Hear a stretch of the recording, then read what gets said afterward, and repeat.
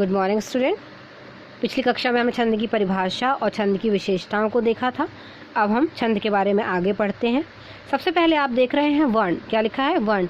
वर्ण से अभिप्राय अक्षर है और जिसका स्वर वर्ण से। अब वर्ण से अभिप्राय क्या होता है? यहाँ पर अक्षर, जैसे आपको मैंने बताया कि कितने अक्षर होते हैं हिंदी वर्णमाला में? 52 अक्षर होते हैं।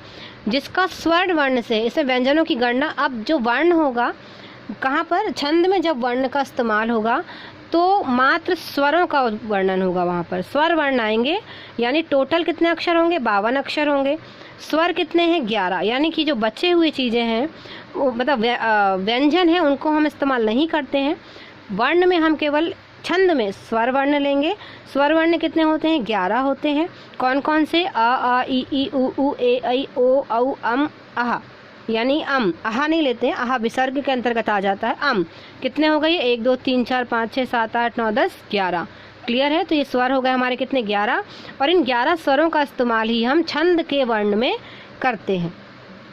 अब यहाँ पे देखिए इंग्लिश का ही बताया गया है कि इंग्लिश में कितने होते हैं वर्ण? इंग्लिश में A to Z कितने होते हैं? 26। ठीक है। अब इंग्लिश में यदि हम स्वर की बात करें तो कितने होते हैं? 5। कौन कौन से? A E I O U। Clear है? आगे देखिए लघु वर्ण और गुरु वर्ण। जैसे कि आपको हमने बताया कि एक लघु मतलब क्या होगा? छोटा, और गुरु मतलब बड़ा। यहाँ पर 2 प्रकार के वर्ण होते हैं।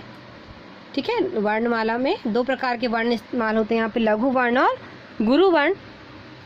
स्वर के अंतर्गत ही 2 आते हैं, लघु वर्ण और गुरु वर्ण। अब कौन कौन से देख लीजिए। जिसे बोलने में कम समय लगता है उसे लघु वर्ण कहा जाता है। क्या होगी इसकी परिभाषा? जिसे बोलने में कम समय लगता है उसे लघु वर्ण कहा जाता है। जैसे आ ई ए उ ओ। ठीक है, फिर से देखिए आ ई उ ए ओ, है ना? कितने हो गए ये? 5। 1 2 3 4 5। लघु वर्ण को एक मात्रिक भी कहा। हाँ, लघु वर्ण को क्या कह सकते हैं हम? एक मात्रिक। मतलब इनका जो है वो एक मात्रा बनती है इनसे, है ना? छोटी की, ए की, छोटे ऊ की, ओ की एक ही मात्रा आ रही है। तो लघु वर्ण को एक मात्रिक भी कहा जाता है क्योंकि इसकी एक मात्रा गिनी जाती है। इसकी कितनी मात्राएं गिनी जाती हैं? केवल एक मात्रा गिनी जाती है। आगे देखिए गुरु वर्ण, जिसको बोलने में अधिक समय लगता है इसे गुरु वर्ण कहा जाता है। किसे? फिर से देखिए, इसको बोलने में अधिक समय लगता है इसे गुरु वर्ण कहा जाता है। स्वर का ही गुरु वर्ण, यानी स्वर की बड़ी मात्राएं। बड़ी मतलब आ ई उ ए औ, है ना? गुरु वर्ण 2 मात्रिक होते हैं, 2 मात्राएं गिनी जाती हैं। इसकी मात्राएं कितनी गिनी जाती हैं? 2। याद रखिएगा, स्वर में ही 2 प्रकार की मात्राओं को पढ़ा हमने, एक लघु और एक गुरु। आगे देखते हैं मात्रा।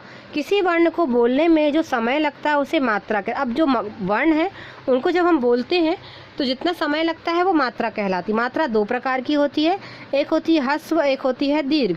ये लघु और गुरु भी बोल सकते हैं हम उनको, ह्रस्व और दीर्घ भी बोल सकते हैं। इनको क्रमशः लघु और गुरु भी कहा जाता है। लिखते समय लघु का संकेत होता है खड़ी रेखा और गुरु का संकेत होता है वक्र रेखा, है ना? तो लघु का क्या संकेत होगा?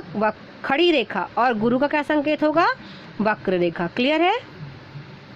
तो मात्रा 2 प्रकार की होती है, एक ह्रस्व और दीर्घ, या लघु और गुरु भी बोल सकते हैं।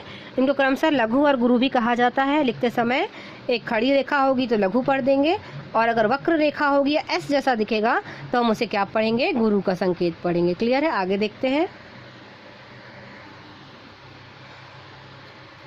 जो तीसरा पॉइंट था वो है पाद या चरण। प्रत्येक छंद चरणों में विभाजित होता है। प्रत्येक छंद चरणों में यानी अलग अलग स्टेप में डिवाइड होता है, विभाजित होता है। जिस प्रकार मनुष्य अपने चरणों पैर से चलता है, जिस प्रकार मनुष्य अपने पदों, चरणों, पैर, एक ही मीनिंग जा रहा है इन सबका। पद होगा तो, चरण होगा तो, पैर होगा तो, स्टेप होगा तो, सबका क्या है? एक ही मीनिंग निकलता है। जिस प्रकार मनुष्य अपने पैरों से चलता है, ठीक उसी प्रकार कविता को चरणों, कविता जो किस पर चलती? चरणों पर, क्योंकि इस कविता में इतने चरण हैं, है ना? प्रत्येक चरण में वर्णों और मात्राओं की एक निश्चित संख्या होती है। याद रखिएगा, प्रत्येक चरण में वर्णों और मात्राओं की एक निश्चित संख्या होती है। सामान्यतः एक छंद में 4 चरण होते हैं। कितने? याद रखिएगा, अगर पूछा जाता है क्वेश्चन में कि एक छंद में कितने चरण होते हैं, तो 4 चरण। याद रखिएगा, छंद का एक चरण एक पंक्ति में लिखा जाता है। एक चरण में एक पंक्ति, मतलब 4 चरण में कितनी हो गई? 4 पंक्तियाँ। इसलिए चरण वाले होने पर भी इन छंदों की पंक्तियाँ 2 ही होती हैं। अर्थात चरण जितने भी होंगे तो इनकी पंक्तियाँ कितनी होंगी? 2 ही होती हैं। यति मतलब विराम। छंद के प्रत्येक चरण में उच्चारण करते समय मध्य या अंत में जो विराम चिन्ह होते हैं, जो विराम होता है वह यति कहलाता है। जैसे हम कभी कभी कॉमा का इस्तेमाल करते हैं, पूर्ण विराम का इस्तेमाल करते हैं ना, विस्मय आदि बोधक चिन्ह का प्रयोग करते हैं। तो इस तरह से जहाँ भी विराम चिन्हों का प्रयोग होगा वो क्या कहलाएंगे? यति। तो छंद के प्रत्येक चरण में उच्चारण करते समय मध्य या अंत में जो विराम होता है उसे यति कहा जाता है। विराम जैसे चिन्ह अब कौन कौन से हो सकते हैं, ये देखिए अब यहाँ लिखा है ना, ये चिन्ह यहाँ पर हो जाएंगे। अगला देखते हैं गति। अगला क्या है? गति अर्थात स्पीड या लय या राग भी बोल सकते हैं। क्या क्या? गति भी बोल सकते हैं, स्पीड भी बोल सकते हैं, लय भी बोल सकते हैं, और राग। चारों का जो मीनिंग होगा वो सेम होगा। प्रत्येक छंद की अपनी एक लय गति होती है जिससे छंद का ज्ञान होता है। प्रत्येक छंद की अपनी एक लय गति होती है, इस छंद का ज्ञान होता है, इसे प्रवाह भी कहते हैं। क्या कहते हैं? प्रवाह भी कहते हैं। छंद के लिए गति अत्यंत महत्वपूर्ण है। छंद के लिए गति अत्यंत महत्वपूर्ण है क्योंकि गति के अभाव में छंद की रचना नहीं की जा सकती। याद रखिएगा, यदि गति नहीं होगी तो छंद की रचना भी नहीं होगी। ठीक, फिर से देखिए, प्रत्येक छंद की अपनी एक लय गति होती है जिसमें छंद का ज्ञान होता है, इसे प्रवाह भी कहते हैं। छंद के लिए गति अत्यंत महत्वपूर्ण है क्योंकि गति के अभाव में छंद की रचना नहीं की जा सकती। आगे देखेंगे तुक। कविता के चरणों में अंत में आने वाले समान वर्णों को तुक कहते हैं।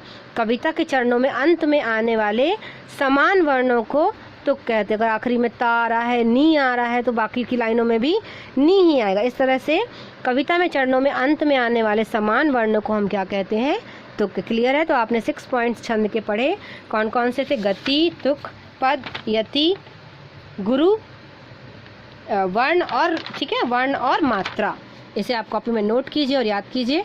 आगे हम पढ़ते हैं छंद और छंद के 2 प्रकार, मात्रिक छंद और वार्णिक छंद।